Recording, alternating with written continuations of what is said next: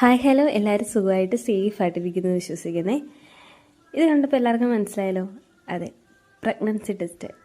ഇത് ഞങ്ങളുടെ കുഞ്ഞു ഞങ്ങളുടെ ലൈഫിലോട്ട് വരുന്നു അറിയാനുള്ള ഞങ്ങളുടെ ടെസ്റ്റിൻ്റെയും കാര്യങ്ങളെയൊക്കെ ആയിട്ടൊരു ഡെലിവറി സ്റ്റോറി ചെയ്യാമെന്ന് വിചാരിച്ചു. അപ്പം എൻ്റെ എല്ലാ നല്ല മെമ്മറീസുകളും ഞാൻ സൂക്ഷിച്ചു വെക്കണം എന്ന് ആഗ്രഹിക്കുന്ന ഒരാളാണ് കേട്ടോ. അതുകൊണ്ട് തന്നെ ഈ വീഡിയോസുകളെല്ലാം എൻ്റെ കയ്യിലുണ്ടായിരുന്നു. അപ്പോൾ ഞാൻ വിചാരിച്ചു ഒരു സ്റ്റോറി പോലെ നിങ്ങളോടെല്ലാവരോടും ഈ കാര്യങ്ങൾ പറയാണ്. അങ്ങനെ ഞങ്ങളും ആ ടെസ്റ്റ് ചെയ്തു. ഞങ്ങളുടെ ഇടയിലേക്ക് ഞങ്ങളുടെ സന്തോഷത്തിന് കൂടി ഇരട്ടി സന്തോഷമായിട്ട് ഞങ്ങളുടെ കുഞ്ഞും ഞങ്ങളുടെ ലൈഫിലോട്ട് വരുവാണെന്ന് ഞങ്ങൾ അറിഞ്ഞു.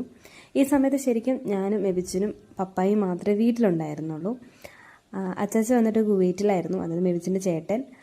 ചേച്ചി വന്നിട്ട് നമ്മുടെ ഇങ്കിയായിട്ട് ഡെലിവറിയായി വീട്ടിലായിരുന്നു കേട്ടോ, ചേച്ചിയുടെ വീട്ടിലായിരുന്നു. അമ്മ നാത്തൂൻ്റെ അടുത്ത്, അതായത് ചേച്ചിയുടെ അടുത്ത് ബാംഗ്ലൂരിലായിരുന്നു. അപ്പം നമ്മളെല്ലാവരെയും വിളിച്ച് നമ്മുടെ ഈ സന്തോഷം അവരോടും പറഞ്ഞു. മെബിച്ചിൻ്റെ വീട്ടിൽ പറഞ്ഞതിന് ശേഷം കേട്ടോ ഞാൻ എൻ്റെ വീട്ടിലെല്ലാവരോടും വിളിച്ചൊക്കെ പറഞ്ഞു. ഒത്തിരി പേരോടൊന്നും പറഞ്ഞില്ല, വളരെ കുറച്ച് എനിക്ക് അടുത്ത് എന്നെ അറിയുന്നവർക്കും എന്നെ അറിയുന്നവരോട് മാത്രമൊക്കെ കേട്ടോ ആദ്യമൊക്കെ പറഞ്ഞത്. അവരെയും വിളിച്ച് ഞാൻ എൻ്റെ വീട്ടിലായിട്ടോ വിളിച്ച് ചിന്നു ചേച്ചിയുടെയും സുധാമനും അങ്ങനെ കുറച്ച് പേരോട് മാത്രം ഈ കാര്യങ്ങളൊക്കെ പറഞ്ഞു. പിന്നെ പ്രഗ്നൻ്റ് ലേഡീസിനുള്ള എല്ലാ വിഷമങ്ങളും എനിക്കും ഉണ്ടായിരുന്നു. തലകറക്കം, BP, അങ്ങനെ അത്ര എല്ലാ അസുഖങ്ങളും എനിക്കുണ്ടായിരുന്നു.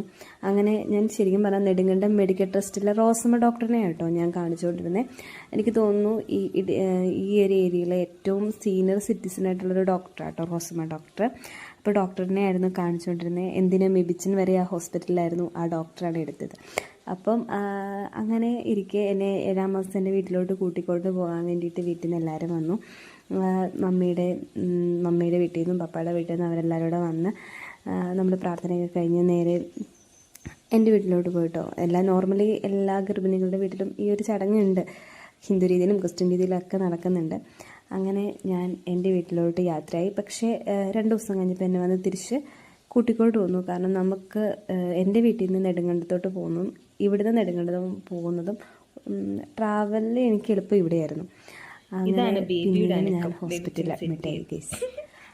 കഴിഞ്ഞപ്പോൾ ഡോക്ടർ എനിക്ക് അനക്കം നോക്കാൻ വേണ്ടി തന്നു. ഇത് ബേബീസിന് 1/2 മണിക്കൂർ കൂടുമ്പോൾ അനക്കം നോക്കിയിട്ട് നമ്മളിങ്ങനെ കീറി വെക്കുക.